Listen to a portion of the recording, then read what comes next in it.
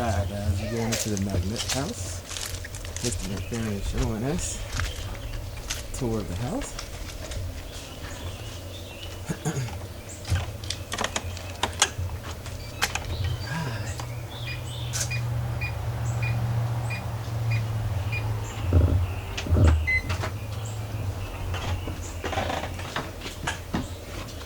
Oh, this is beautiful. The house is gorgeous. Oh, wow.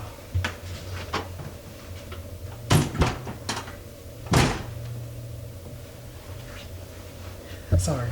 It look like the Jeff Davis mansion. It does a little. Where are you?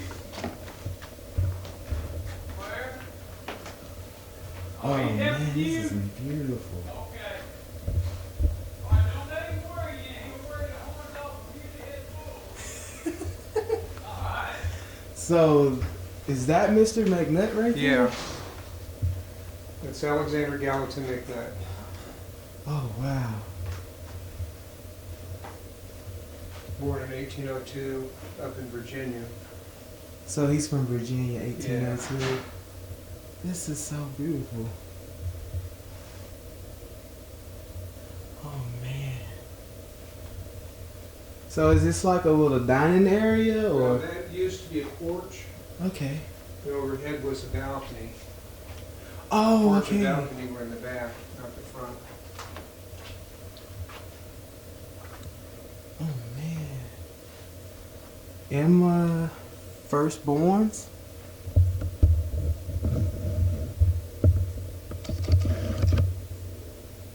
Alright. This is cool. So is that Mr. McNutt on that picture also? Or? No, that's George Marion Klein. His father, John Klein, owns Cedar Grove, which is Cedar a big Grove. mansion here in town. And he's my wife's two great-grandfather. Oh wow, okay, cool.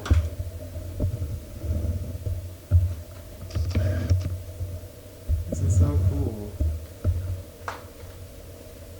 I love the fireplace too as well. And McNutt had the fireplace marbleized, which is faux paint to look like marble, in 1830. Oh man. So Mr. Elvin, could you tell us like a quick brief tour, message about the house, like a review of it? Yeah, I can. Sure. Thanks. Construction began in 1825, and that's the same year the city of Vicksburg was founded. Completed in 1826. Big businessman here in town by the name of Cook had the house commissioned, but we don't know why. There's no record that he lived here, so I don't know if it's rental property, speculative housing, we just don't know. Yes, sir. But in 1829, he sells it to this young attorney, Alexander Gallatin McNutt. Wow. Wow. And he's our 12th governor of Mississippi, right? Correct. That's awesome. Yeah, he graduated in 1823 from Williamsburg College, which is now William and Mary. Okay, cool. Yeah, William and Mary. In 1825, he went to set up his law practice in Jackson. Problem is, all the rest of the attorneys apparently graduating from schools thought that was a good place to go too. Oh. And he barely made enough money to pay any taxes, so after a couple of years struggling there, he moved here to Vicksburg. Well, he ran into Mr. Cook. Here in Vicksburg? Yeah, the big businessman. And back in those days, hardly anybody had any cash, but it seemed like you could get credit everywhere. Yeah, credit. Sounds so much like today. It does a lot. And, well, we know McNutt becomes a politician. Well, Cook enlisted McNutt to be his bill collector. Mm-hmm. So between his bill collection and his law practice, he amassed a fairly substantial fortune in a fairly short period of time. Wow. Of course, being a politician, he probably was pretty silver-tongued. Yeah. Quite successful in collecting on the debts. This is so cool, and thank you for the tour. This is beautiful. So, what is $2,000? So this is what $2,000 look like back? No, that's a bond. Oh, it's a bond. Okay. A bearer bond. You don't have bearer bonds anymore. All you had to do is take the coupon to the bank, and the bank would give you whatever the value is. Oh, that's so cool. Treasury didn't like them very much because you had no idea who redeemed any of the bonds. Yeah. And so they couldn't get any tax money. That is so cool. Oh my gosh. And you have the nice silverware.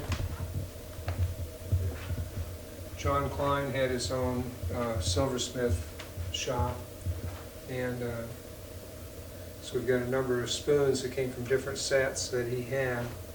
All of them have his full last name on them, which is really unusual. Normally they just do initials. Wow. Pam's three great-grandmother is kind of the noted celebrity of Vicksburg. Her name was Emma Balfa. Wow. So is that her right here? Where her daughter's right there? That's her daughter. It's Pam's two great-grandmothers. Emma's daughter, Louise, married George Marion Klein. Wow. And that's where the two families came together. That is so cool. Emma was a proud woman. Her best friend was Mrs. Mason, who lived next door to her. Yes, ma'am. Mrs. Mason seemingly had a piece of silver for every fanciful thing you could imagine. Really? Emma didn't. In fact, she didn't even have a silver service set. So She this had- is her right here, right? Yeah. Oh, She man, she was accumulated enough money to get the service set. She and Dr. Balfour went on down to New Orleans to get it for her. And when they got there, they just found nothing that met their station. Wow. So she came back empty-handed. Mrs. Mason was going to make a trip up to Baltimore for the summer, and Emma asked her to pick a set out for her. So you know Mrs. Mason had to have had good taste. Yeah, she did. Well, this is a silver service set that she picked out for Emma in 1850, it was 53. Oh, that's cool. Oh man. So who's this guy? That's Dr. Balfour. Dr. Balfour. I figured that's who it was too when I saw his picture. Maybe that's the doctor right there. Oh man. Yeah, for all of the Civil War buffs, they know who Emma is. She was actually holding a ball in her home Yeah. the day that the Confederate troops were marching down to Vicksburg to begin The siege the of Battle Vicksburg. of Vicksburg. Right. Wow, that is cool. So her. She's a very historical person. Yeah. Is that her also as a young? No, that's McNutt's wife, Oh, okay, cool. Elizabeth or Betsy. Man, it's so beautiful. I don't even want to walk on the carpet. I don't want to get any dirt or anything.